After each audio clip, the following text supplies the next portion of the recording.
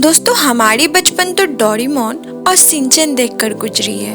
Life कुछ ऐसी थी, उठो, स्कूल जाओ, आकर होमवर्क करो, खेलो कूदो, फिर सो जाओ। डेली डेली यही रूटीन। पर इसी दुनिया में कुछ बच्चे ऐसे भी हैं जो खेलने कूदने की उम्र में करोड़ों टर्नओवर कंपनीज के सीईओ बन चुके हैं। सीरियसली, इस तरह के बच्चे ज्यादा नंबर में आ जाए तो इंडिया को वर्ल्ड में नंबर 1 होने से कोई नहीं रोक सकता है। तो आज की इस वीडियो में हम दो ऐसे भाइयों की कहानी सुनाएंगे जिन्होंने ये प्रूफ कर दिया है कि सफलता किसी उम्र की मोहताज नहीं होती है। ये कहानी दो भाइयों की है, श्रवण कुमारन और संजय कुमारन। श्रवण कुमारन संजय से उम्र में 2 साल के बड़े हैं। इन दोनों का जन्म चेन्नई में हुआ।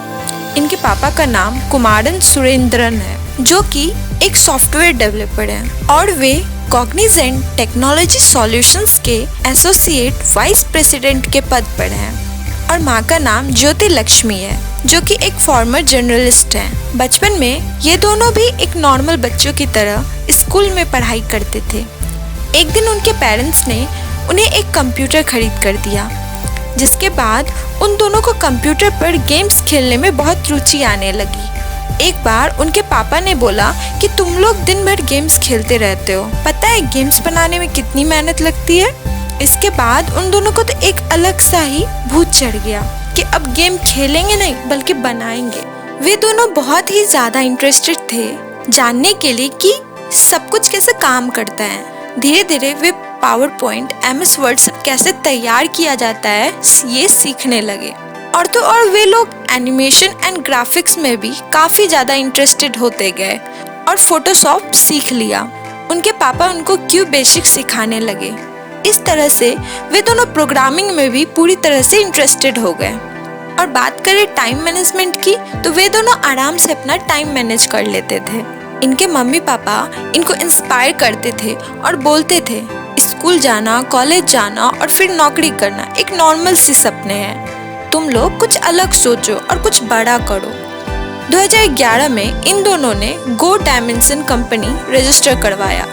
हालांकि इनके कम उम्र होने के कारण से इस कंपनी को उनके पापा ने अपने नाम से रजिस्टर करवाया और 2 महीने बाद ही 150 बार ऐप को टेस्ट करने के बाद कैच मी कॉप नाम की एक गेम एप्पल ऐप स्टोर पर लॉन्च किया, जो कि रिलीज होते ही 1 हफ्ते के अंदर ही 2000 से ज़्यादा डाउनलोड्स हो गए।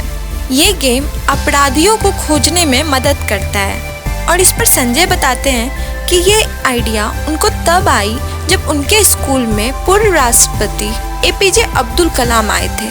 तब बच्चों के सामने उन्होंने कोई ऐसी युक्ति निकालने की बात कही थी जिससे भागे हुए अपराधियों को आसानी से पकड़ लिया जाए। इसके बाद उन्होंने बहुत सारी ऐप्स बनाई, जैसे अल्फाबेट्स बोर्ड, जिसमें इस ऐप को 5 स्टार रेटिंग मिले ऐप स्टोर पर।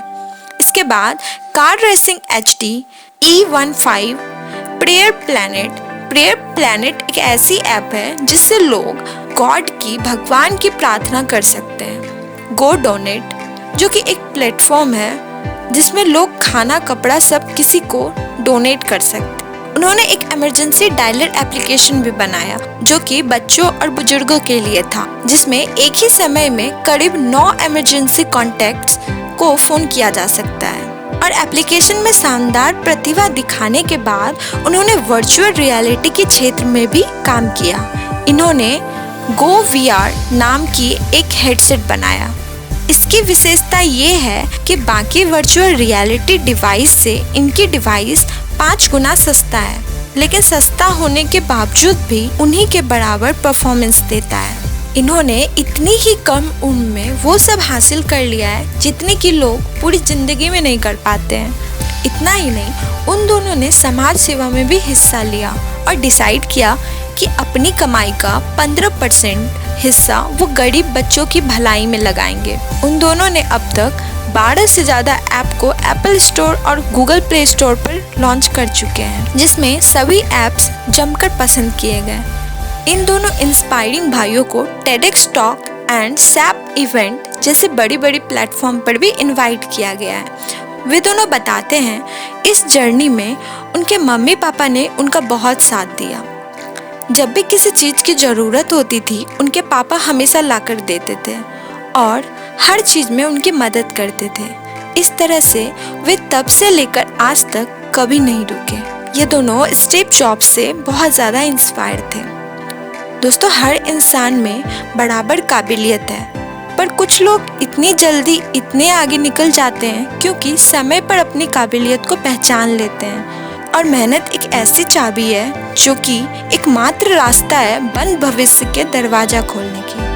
आपको ये कहानी कैसी लगी कमेंट में ज़रूर बताइएगा। अगर वीडियो पसंद आई हो तो लाइक, कमेंट और सब्सक्राइब कीजिएगा ताकि मेरा भी मनोबल बना रहे।